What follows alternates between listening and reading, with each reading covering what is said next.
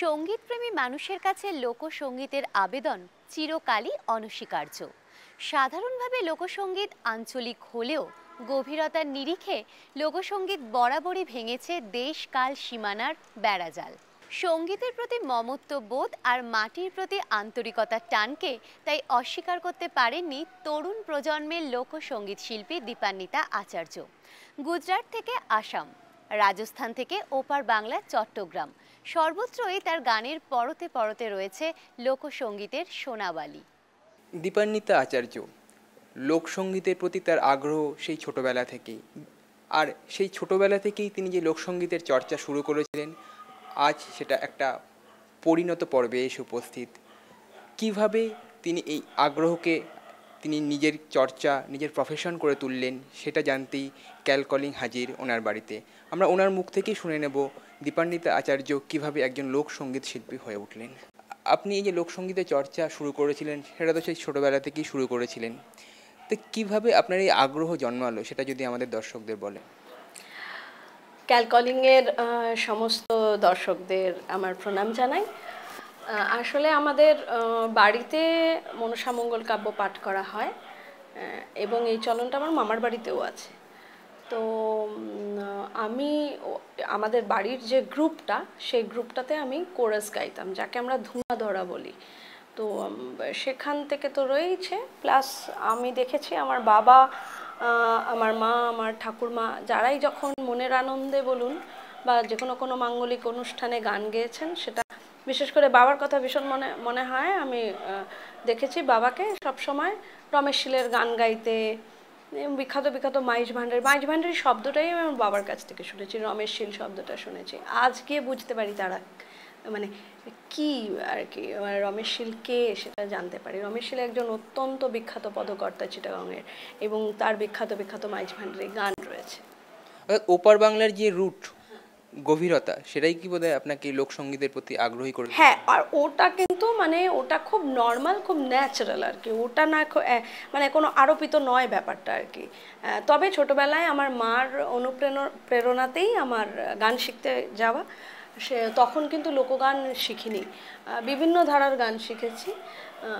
কিন্তু আমি দেখেছি ধরুন 5টা গান আমি যদি কোনো একটি অনুষ্ঠানে বা কারোর সামনে গাইছি, একটা যদি লোকগান গাইতাম, সেটা দেখতাম যে অনেক বেশি গ্রহণযোগ্য হচ্ছে সেটা।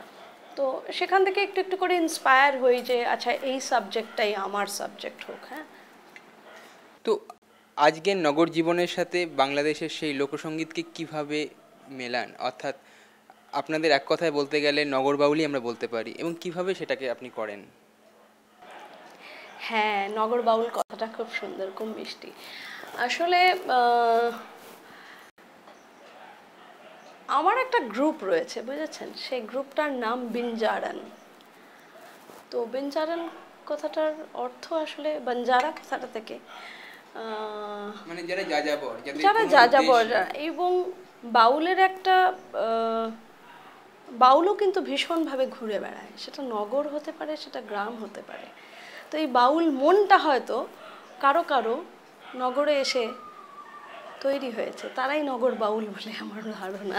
আমার তো মনে হয় যে একেবারে গ্রামের যে রুটটা, সেটা আপনার রয়েছিল বলেই, অর্থাৎ চট্টগ্রামের যেই রুটটা ছিল বলেই বোধহয় আপনি এই লোকসঙ্গীতের প্রতি এতটা আগ্রহী হয়েছেন। হ্যাঁ, সেটা যে কোনো কেউ যারাই লোকসঙ্গীত গাইছে ধরা হয়েই থাকে, এবং আপনি দেখবেনও তাদের বাড়িতেই সেই রুটটা রয়েইছে। মা বাবা আত্মীয় স্বজনের কাছ থেকেই তাদের সেটা পাওনা। আর যেহেতু লোকগান, এটা কোনোভাবেই আরোপিত হতে পারে না। লোকগান, আপনি দেখবেন লোকগান যখন গাওয়া হয়, সেটার গ্রহণযোগ্যতা কেন জানি না অনেক বেশি হয়। তার কারণ এই গানটা মাটির কাছাকাছি, মাটির গান, আর এই মাটিকে আমরা কোনোভাবেই অ্যাভয়েড করতে পারি না। তাই জন্য এর প্রতি টানটা, ভালোবাসাটা, এটা অটোমেটিক্যালি চলে আসে। আর যারা, যেমন আমি এটাকে সাবজেক্ট করেছি, এর অনুপ্রেরণা অবশ্যই আমার ফ্যামিলি থেকে, এবং যারাই করেছে তাদেরও তাই। কথা তো আরো বলবো, আরো শুনবো, তবে তার আগে শুনে নেব আপনার এই মাটির গান, এই যে মাটির প্রতি টান, তার থেকে একটা। হ্যাঁ, শিওর। আমি একটা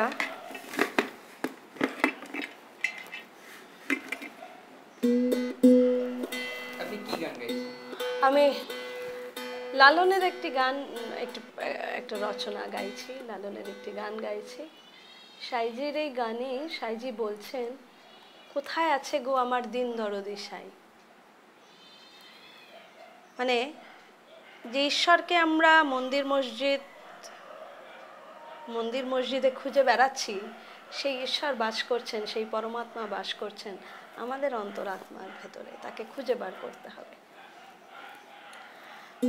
কোথায় আছে গো আমার দিন দরদি সাই, কোথায় আছে গো আমার দিন দরদি সাই। তুমি চেতন গুরুর সঙ্গ লইয়া রে, তুমি চেতন গুরুর সঙ্গ লইয়া খবর করো ভাই, কোথায় আছে গো আমার দিন দরদি সাই, কোথায় আছে গো আমার দিন দরদি সাই। আমি এখানে না দেখলাম যারে, আমি চিনব তার কেমন করে গো।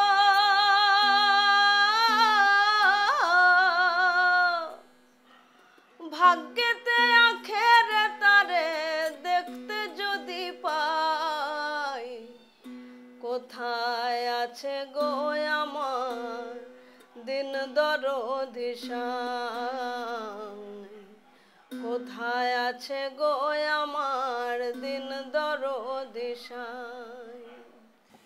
ঈশ্বর খোঁজার এই যে প্রয়াস, সেটা তো লালন সারা জীবন ধরে করে গিয়েছেন।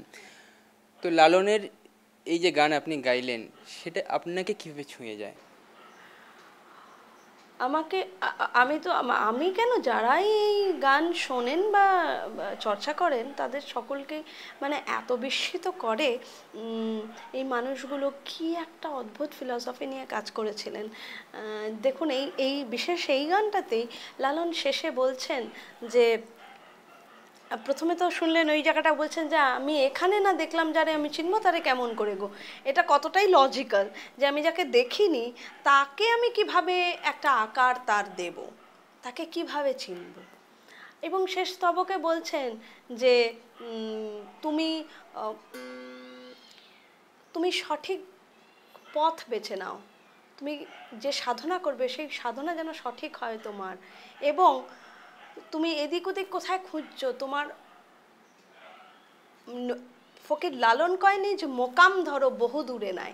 এই যে মোকাম, এই যে খাঁচাটা, এই যে বাড়িটা বহু দূরে নেই, সেই পরমাত্মার খোঁজ তোমার অন্তরের ভেতরেই পাবে। তো এটা একটা অসাধারণ, এই খোঁজটা তো আমাদের সকলের চলছে, আমরা সবাই খুঁজি। দীপান্বিতা আচার্যও খুঁজছেন, লালনও খুঁজেছেন, আমরা সকলেই খুঁজছি। তো দীপান্বিতা দি, এই খোঁজার মধ্যে থেকে কোনো দেশ কাল গণ্ডিত বিভেদ হয় না? আমি শুনছিলাম আপনি আসামেও গিয়ে গান গেয়েছেন, তাদের লোকসঙ্গীত আপনাকে স্পর্শ করে। আমাদের দর্শকদের জন্য যদি আরেকটা আসামের গান আপনি গেয়ে দেন। আমার আসলে মানে কি বলবো, ভাষার প্রতি ভালোবাসাটা অনেক দিনের। আমি অ্যাসমিস গান ভালোবাসি, কিছু ফোক ফরম্যাট অফ অ্যাসাম আমি গাই, as well as Rajasthani folk music গাই। আসাম সম্বন্ধে বলতে গেলে তো আমাদের একটা বিহু, হ্যাঁ, বিহু তো রয়েইছে, বিহু ছাড়াও রয়েছে কামরূপী লোকগান, আরও অনেক ফরম্যাট, কিন্তু আমি মূলত বিহুটা জানি এবং কামরূপী লোকগান গাইতে ভালোবাসি। আমার খুব ইচ্ছা আপনি একটা বিহু গান যদি আমার দর্শকদের। হ্যাঁ, আর একটা ফরম্যাট রয়েছে, ওটাও খুব ইন্টারেস্টিং, সেটা হচ্ছে চা বাগানের গান, মদেশিয়া ঝুমুর আমরা বলে থাকি। তবে মদেশিয়া ঝুমুর একটা শোনাতে পারি। এই মদেশিয়া ঝুমুরটা আমাকে, এই যে তুমি বলছিলে না লালনের গানটা যেভাবে নাড়া দিয়ে যায়, আসলে লোকগান ভীষণ নাড়া দিয়ে যেতে পারে, সেখানেই লোকগানের পাওয়ার যাকে বলে আর কি, যেটা একদম অন্তর থেকে উৎসারিত হয়, আর সেটাই তো মনের সঙ্গীত আসলে যেমন এই পার্টিকুলার এই আসামের এই গানটা মদেশিয়া ঝুমুর, এই গানটা রচনা করছেন, লিখছেন, গাইছেন যারা, তারা ওই চা বাগানের শ্রমিক, এবং তাদের যে স্বপ্ন দেখানো হয়েছিল সেই স্বপ্নটা যে আদতে সম্পূর্ণ মিথ্যে একটি স্বপ্ন, সেই কথাটা তারা গানের মাধ্যমে প্রকাশ করছেন। কীরকম? আলি কিনারে নাহর গাছে বগা বগা ফুল, ফুলকে দেখিয়া ছুরি খেঁচাকে চামড়াইল, আর গাছের মধ্যে তুলসী আর পাতার মধ্যে পান, ফাঁকি দিয়া সাদা সাহেব বানিলি আসাম। সাদা সাহেব তাদের ফাঁকি দিয়ে আসামে নিয়ে এসছে। না কি বলেছিল? হে মনে করে আসাম যাব, জোড়া পঙ্খা টঙাইব, আর বাবু বলে কাহাম কাহাম, এ সাহেব বলে ধরিয়ান, আর সর্দার বলে লিব পিঠের চাম, রিহ যদুরাম ফাঁকি দিয়া চলাইলি আসাম। তার দুঃখের কথা সে জানাচ্ছে যে তুমি তো অনেক স্বপ্ন দেখিয়ে আমাকে নিয়ে গিয়েছিলে, কিন্তু আদতে সেই স্বপ্নটা যে কতটা মিথ্যে একটা স্বপ্ন সেটা সে জানাচ্ছে। গান একাধারে যেমন মনের খিদে পূর্ণ করে, সামাজিক বার্তাও দেয়, সেটাই তো মানে যার জন্য বলা হয় খাঁচার ভেতর অচিন পাখি কেমনে আসে যায়, ধরতে পারলে মন বেরি দিতাম তারপর। এটাই তো লোকসঙ্গীতের আসল জায়গা, অর্থাৎ আমরা তাকে বাঁধতে চাই কিন্তু বাঁধতে পারি না। লালন্য বোধহয় আমাদের কাছে সেই ধরাছোঁয়ার বাইরেরই একজন মানুষ, এবং এই লালনের ইনফ্লুয়েন্সের কথা বলছিলেন, আর সেই ইনফ্লুয়েন্স থেকে আমি আরও একটা গান শুনতে চাইবো, মানে যেটা লালনের সহজিয়া গান, সেরকম যদি আরও একটা গান আমাদের জন্য। লালন শব্দটাই এত তার ব্যাপ্তি না, মানে তিনি কি মানে তাকে সত্যি তাকে ধরাটাও খুব মুশকিল। হ্যাঁ, লালন পরবর্তী বহু পদকর্তা এসছেন, তারাও মারিফতি প্রচুর গান লিখেছেন। যেমন আমরা ইদম শাহকে পাই, আমরা একদম সম্প্রতিকালের শাহ আব্দুল করিমকে পাই। আমার শাহ আব্দুল করিমের উপর একটা প্রজেক্ট করবার ভীষণ ইচ্ছে, খুব সম্ভবত সেরকম একটা কিছু করব। তো এই শাহ আব্দুল করিম অনেক গান লিখেছেন এবং অসাধারণ অসাধারণ সব গান, মারিফতি গান, মুর্শিদি গান। শাহ আব্দুল করিমের একটা গান দু লাইন শোনাই আমি। কেন প্রীতি বাড়াইলা রে বন্ধু, ছাইরা যাইবা যদি, কেন প্রীতি বাড়াইলা রে বন্ধু, ছাইরা যাইবা যদি, কেমনে রাখিব তোর মন, কেমনে রাখিব তোর মন, আপন ঘরে বাদিরে বন্ধু, ছাইরা যাইবা যদি। তো আপনি পদ্মাপাড়ের সমস্ত সঙ্গীত নিয়ে, মানে লোকসঙ্গীতের যে আকর, অর্থাৎ সেটাই তো পদ্মাপাড়, আমাদের এপারেও প্রচুর আকর রয়েছে, প্রচুর রয়েছে। তো আপনার বেসিক্যালি কোন জায়গাটাকে ভালো লাগে, পদ্মাপাড়ের লোকসঙ্গীত না গঙ্গা বিধৌত এই অঞ্চলের লোকসঙ্গীত? এইটা একটা বেশ বিতর্কজনিত কথা আর কি, প্রশ্ন। যাই হোক, যেহেতু আমি ওপার বাংলার মেয়ে, অবশ্যই আমি ওপার বাংলার গান গাইতে বেশি ভালোবাসি। সেটা একটা হয়তো যাই না, শেকড়ের টান অনুভব করি বলে বোধহয়। আপনি কি মানে পর্দা নিয়ে কোনো গান আমাদের দর্শকদের জন্য গাইতে পারবেন? সেরম কিছু এই মুহূর্তে মনে পড়ছে না, তবে ইদম শাহের যে গানটি, সে গানের মধ্যে একটা এরকমই একটা আরতি রয়েছে। কান্দিয়া কুল হইলাম পবন নদীর পারে,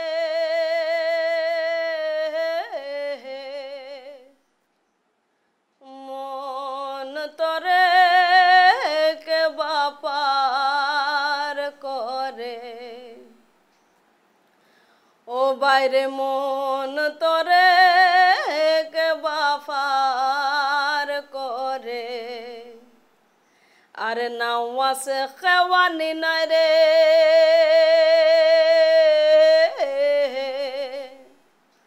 ও বাইরে হে মানুষ নাই রে ফারে বাইরে মানুষ নাই রে ফারে মাঝি তার নাম জানি না ও মাঝি তার নাম জানি না আমি ডাক দিমু কারে আমি ডাক দিমু কারে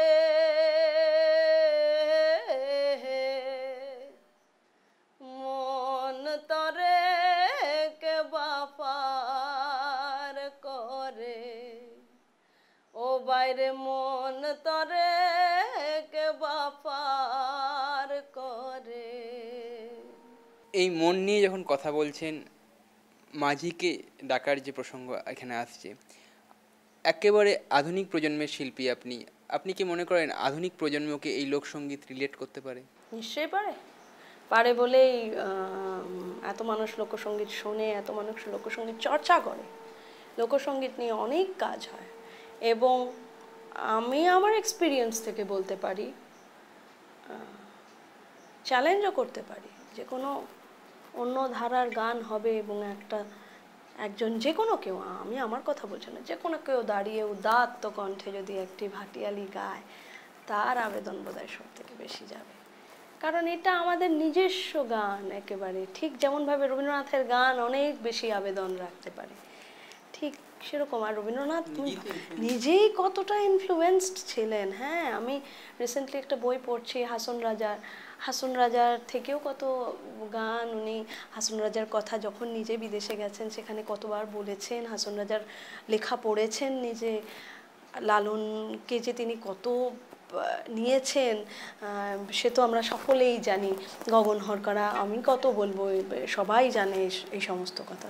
সো লোকসঙ্গীতের আবেদনটা যে কোথায়, শুধু এই মাপকাঠিটা দিয়েই তো বোঝা যায় যে কে নিয়েছেন। না, রবীন্দ্রনাথ, যিনি একজন ইন্টারন্যাশনাল মিউজিশিয়ান আমি বলতে পারি। হ্যাঁ, যেহেতু রবীন্দ্র প্রসঙ্গে চলে এলেন, আমি আপনাকে আবার অনুরোধ করব, রবীন্দ্রনাথ এবং এই লোকসঙ্গীত নিয়ে কোনো একটা গান যদি তুলেন আমাদের দর্শকদের জন্য। গান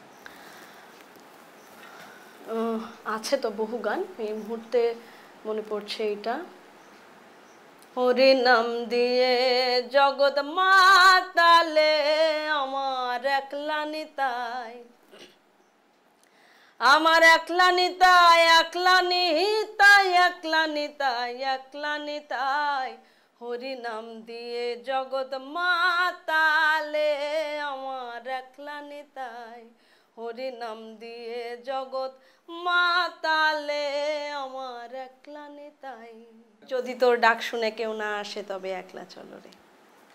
এই আবেদন লোকসঙ্গীতের প্রতি আপনার যে ভালোবাসা, আমরা শেষ করার আগে আরও একটা গান শুনবো, অর্থাৎ আপনি আবেদন রাখবেন যেখানে লোকসঙ্গীত নিয়ে আরও যাতে আগামী প্রজন্ম এগিয়ে আসে, আরও কাজ হয়, লোকসঙ্গীতের চর্চা যেন এগিয়ে চলে। আসলে লোকসঙ্গীতের এমন মহিমা রয়েছেন, মহিমা রয়েছে যে আমি বললেও কি না বললেও কি সেটার আবেদন চিরকালীন থাকবে। এবং নতুন প্রজন্ম যে কিভাবে আসছে সেটা কিছু কিছু অনুষ্ঠান দেখতে গিয়ে দেখতে পাই।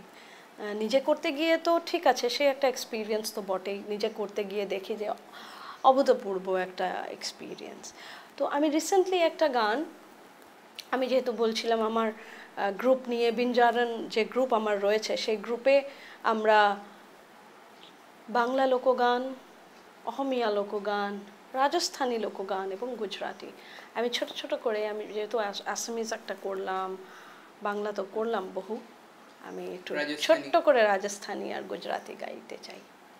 রাজস্থান অসম্ভব কালারফুল একটা জায়গা, অ্যাজ ওয়েল অ্যাজ গুজরাট, আমার ভীষণ প্রিয় দুটো জায়গা, যে জায়গার লোকগান আমি ভীষণ মন প্রাণ দিয়ে গাইতে চেষ্টা করি।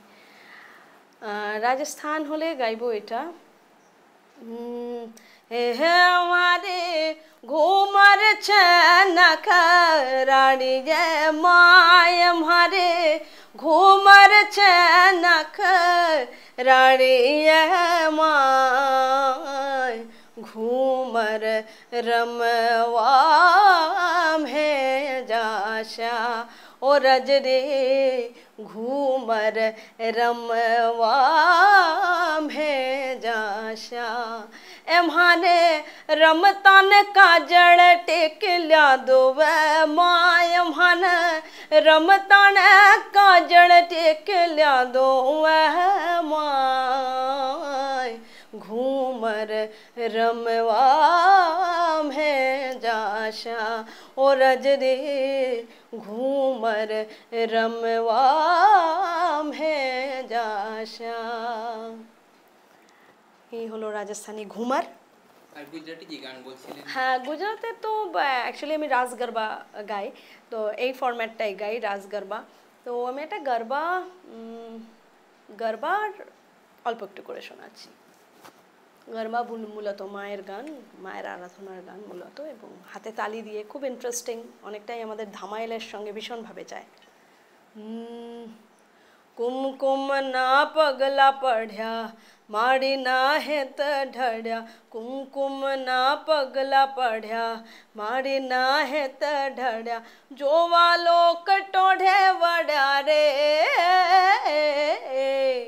माड़ी तारा याव वणा ಎಂದಾಣ तारा हे माड़ी तारा याव वणा ಎಂದಾಣ तारा। দীপান্বিতা আচার্যের কাছ থেকে আমরা শুনলাম লোকসঙ্গীত। এই লোকসঙ্গীতের আবেদন কিন্তু চিরকালীন, চিরন্তন। নতুন প্রজন্ম, তাদের আগ্রহ কিন্তু লোকসঙ্গীতের প্রতি দিন দিন বাড়ছে। অর্থাৎ এই লোকসঙ্গীত এমন একটা সঙ্গীত যার কোনো অন্ত হয় না, যেটা মনের স্তর থেকে উৎসারিত হয়, এবং এই উৎসারণ চিরকাল থাকবে, এবং আগামী দিনে নতুন প্রজন্ম যারা আসবে তারাও লোকসঙ্গীত নিয়ে তাদের চর্চা জারি রাখবে। ক্যামেরায় অজিতের সঙ্গে সৌরভের রিপোর্ট, ক্যালকলিং।